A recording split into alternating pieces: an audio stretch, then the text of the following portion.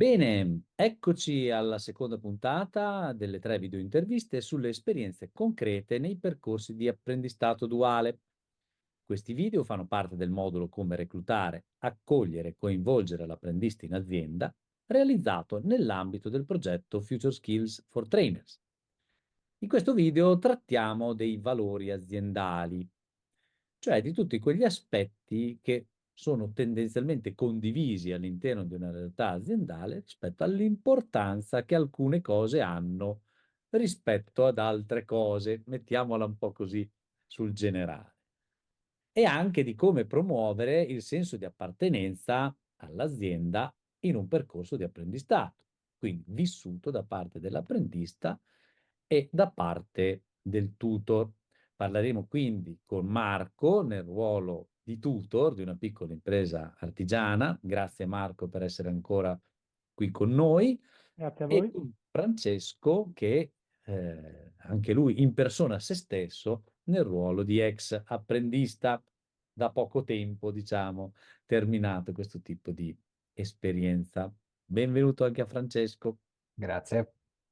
E in questo episodio partirei proprio da Francesco, perché se il tema riguarda i valori aziendali, chiederei a Francesco come ha percepito questi valori che fanno parte appunto della cultura, no, che si respira all'interno di un'azienda, come li ha percepiti nel suo lavoro quotidiano durante il percorso di apprendistato. Sì, allora, anche questo, come la volta scorsa dicevo, arriva un po' con il tempo. Cioè, non è così facile rifletterci su in quel momento. Credo, non so se è corretto, ma credo che forse uno dei primi valori che mi è parso di intuire, cioè uno di quegli aspetti più importanti rispetto al cosa si fa quando si fa, è stato in realtà legato alla propria organizzazione del lavoro. Cioè, l'altra volta, all'altra intervista, effettivamente vi dicevo, ci sono stati casi in cui c'erano poche informazioni.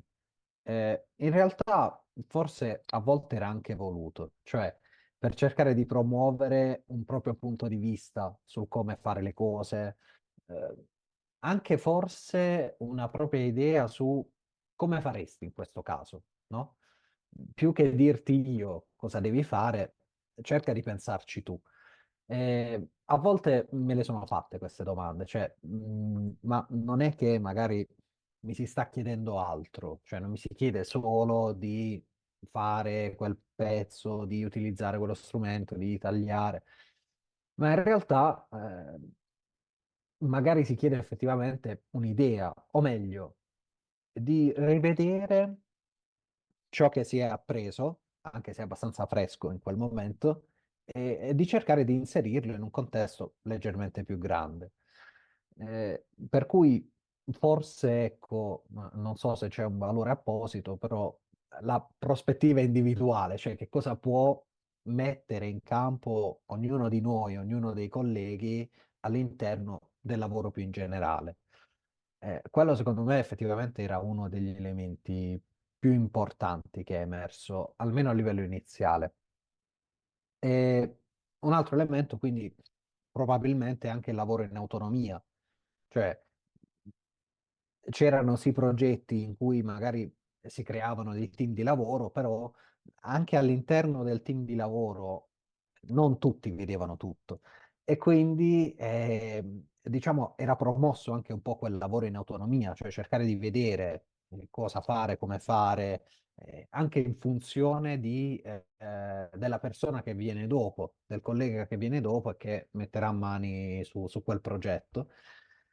Però ecco, nonostante fossimo un team di lavoro, comunque non viene condiviso tutto. E per cui anche quella capacità di agire in autonomia, di dare importanza a ciò che ognuno, ogni componente del team fa, secondo me anche quello forse rientra nel concetto di valore. E tutto questo andava leggermente oltre il risultato. Anche questo è un elemento importante, cioè sì, c'era sempre si teneva d'occhio l'obiettivo, no? Il risultato. Eh, Però quello su cui parlavamo più spesso era come si sono fatte le cose.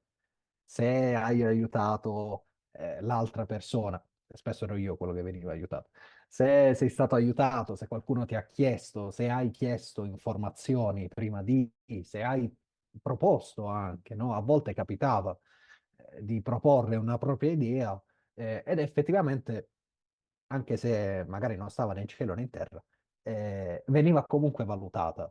Per cui forse anche apertura mentale, immagino.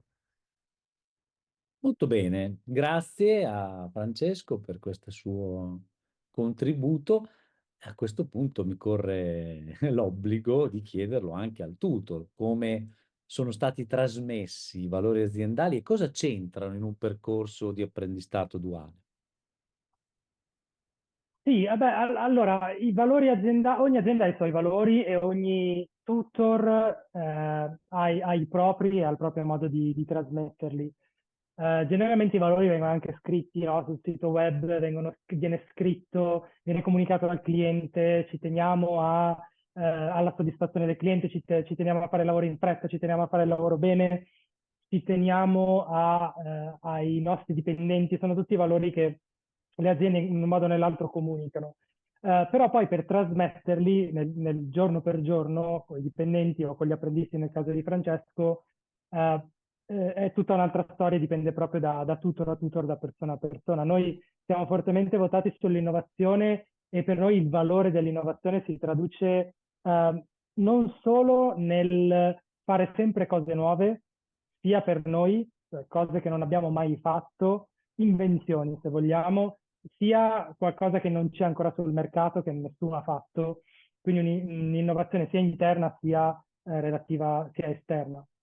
E quando andiamo a comunicarlo alle persone che lavorano per noi, non andiamo a parlare del valore innovazione di per sé, non andiamo dai dipendenti a dire devi essere innovativo, ovviamente, ma spieghiamo che cosa ci aspettiamo noi, no? Un'aspettativa di comportamento e cerchiamo noi di comportarci in un modo che favorisca, in questo caso, l'innovazione. Per esempio, Francesco parlava di un'organizzazione del lavoro e di un'attenzione ai processi che favoriscono il fatto che le persone si parlino, favoriscono il fatto di ragionare su quello che abbiamo fatto oggi, quanto è stato diverso da quello che abbiamo fatto prima, come l'abbiamo comunicato, in che modo era diverso rispetto a quello che facevamo prima, ma soprattutto quello che cerchiamo di quello che cerchiamo di spingere è la creatività, cioè il non pensare sempre allo stesso modo, cercare di pensare a modi diversi in cui un problema può essere risolto, modi diversi di fare qualcosa, modi diversi di utilizzare gli strumenti che già abbiamo, modi diversi anche di presentare il lavoro che stiamo facendo. Una delle cose che ci ha aiutato di più, uno dei comportamenti che cerchiamo più di tramandare, di insegnare per trasmettere il valore dell'innovazione è anche quello di condividere il lavoro che stiamo facendo, anche se non è finito, anche se c'è ancora qualcosa da sistemare o anche semplicemente se è un errore. Quindi il fatto di avere dei processi organizzativi in cui si ragioni molto su quello che è stato fatto, non tanto sull'obiettivo, ma su come abbiamo lavorato oggi, se abbiamo lavorato bene oppure no, se abbiamo lavorato male perché, questo è l'errore che ho fatto oggi, hai visto come è venuto male questo pezzo, hai visto come è venuto male questo processo, alla fine è tutto da buttare e da rifare. Quindi un clima di condivisione che si traduce che è studiato proprio nei nostri processi aziendali per permettere alle persone come Francesco di poter condividere in leggerezza il loro lavoro è secondo noi una forte leva di innovazione, che è quello che poi scriviamo sul sito web e quello che dichiariamo. Quello è il valore, ma i comportamenti sono tutt'altro, sono molto più precisi e dettagliati. Ecco. Ti ho Bene, risposto. grazie, grazie anche per insomma avere sviluppato in modo così esaustivo un tema che non è immediato, no? Quindi quando si parla di valori, di che cosa c'è dietro un comportamento. Quindi per non abusare del vostro tempo, vi chiederei molto velocemente un altro botta e risposta, diciamo. Ricomincio da Francesco, al quale chiederei appunto molto sinteticamente se può darci un esempio di come si è sentito parte dell'azienda durante il suo percorso di apprendistato. Beh, mi collego a quello che diceva Marco, cioè se il valore è quello appunto anche della condivisione degli errori, un po' anche quello forse ha contribuito a farmi sentire parte della squadra, cioè quell'opportunità anche quando siamo in difetto, cioè che abbiamo commesso un errore, comunque di poter condividere ciò che è stato fatto con i propri colleghi. Anzi, forse quello era uno dei momenti più importanti perché si poteva vedere nel concreto, no? In che modo possiamo migliorare, ma in realtà tutti. Non c'era la solita caccia al colpevole per dire no, chi ha fatto questo, chi ha commesso questo, anzi, era qualcosa di spontaneo.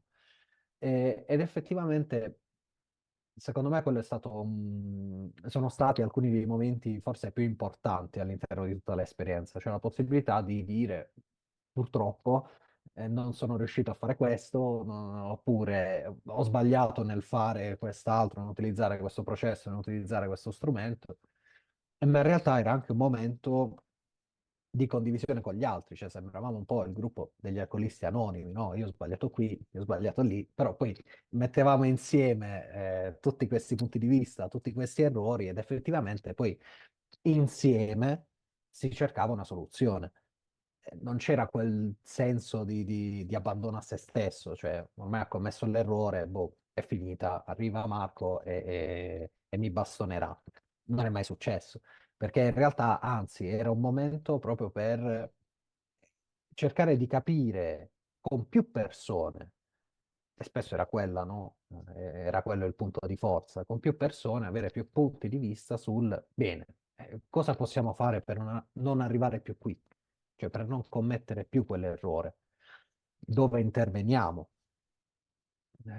Sicuramente questi sono stati alcuni casi che secondo me mi hanno fatto sentire più parte dell'azienda, o meglio, mi hanno fatto pensare, beh, però se in questi casi difficili comunque si vive bene la situazione, si vive bene il lavoro, forse non è così male lavorare, cioè ci si ritrova in un gruppo che effettivamente è abbastanza affiatato, non pensa al ah, tu hai sbagliato, anzi cerca di trovare una soluzione tutti insieme e di dare più punti di vista per trovare questa soluzione creativa in questo senso. Molto bene, tutto direi abbastanza chiaro, ecco, da questo punto di vista. Mi corre anche qui l'obbligo di ribaltarlo il punto di vista, quindi chiedere a Marco, nella sua esperienza, come ha fatto a far sentire l'apprendista parte del team, ecco, rispetto a quello che ha raccontato Francesco, quindi a partire dagli errori, no? Vediamo invece lato tutor come si è realizzata questa situazione nella quale si è cercato di far sentire l'apprendista parte della squadra. Quello che ha detto Francesco, riprendo quello che ha detto Francesco e potrei ripeterlo parola per parola, però non vorrei ripetere quello che già ci siamo detti. Vorrei semplicemente sottolineare il fatto che i processi di cui abbiamo parlato nascono in un contesto di innovazione, quindi in un contesto anche di ricerca e sviluppo, e quindi l'errore è anche previsto, sappiamo che li faremo e sappiamo che impareremo da questi.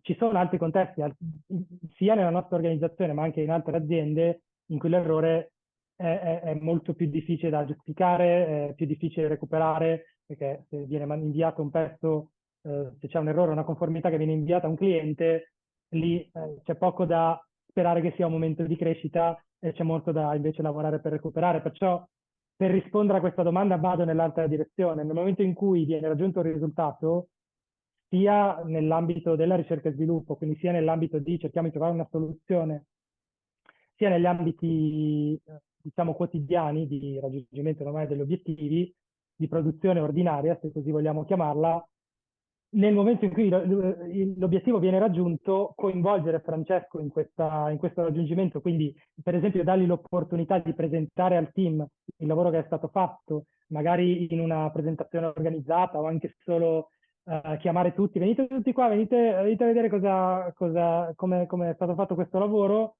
che poi imballeremo e manderemo al cliente, sicuramente aiuta a migliorare in parte il clima dell'organizzazione, ma anche portare avanti questi valori che noi vogliamo trasmettere di innovazione, di precisione, ma anche di coinvolgimento degli apprendisti. Perciò non solo nell'errore, ma anche nel raggiungimento degli obiettivi, condividere i risultati in un momento in cui tutti guardino l'apprendista, guardino quella persona, l'ascoltino e colleghino la persona al lavoro fatto, sicuramente è un aspetto che collega la persona al lavoro e quindi la fa sentire parte di un'organizzazione e non la fa solo vedere come un giovane, un apprendista, una persona con poca esperienza.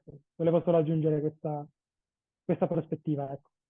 Grazie Marco, perché in realtà ha riassunto lui prima di me il tema della puntata, che è quali sono i valori che possono essere più centrali e funzionali nel far sentire l'apprendista come parte dell'azienda. Condividere gli stessi valori aumenta la probabilità che le persone si sentano parte della stessa cosa. Nei temi trattati, emersi in questo scambio, in questa chiacchierata, io ho appuntato alcune parole: l'autonomia, l'innovazione, la creatività, la proattività, anche quando metterci del proprio, no? Far sentire che ci sono le condizioni perché anche l'apprendista ci metta del suo nello svolgere l'attività e nell'organizzarla, ecco. Infine mi sono appuntato il tema della trasparenza, quello che consente di esplicitare anche all'esterno che cos'è importante per noi, che si traduce non tanto nei risultati, ma nel come ci siamo arrivati a questo tipo di risultati. Bene, anche in questo episodio ringrazio i miei ospiti per averci dato un punto di vista doppio rispetto al tema valori e senso di appartenenza. Vi ringrazio per l'attenzione e vi invito al prossimo e ultimo episodio che riguarda i processi di inserimento lavorativo e di apprendistato duale. A presto!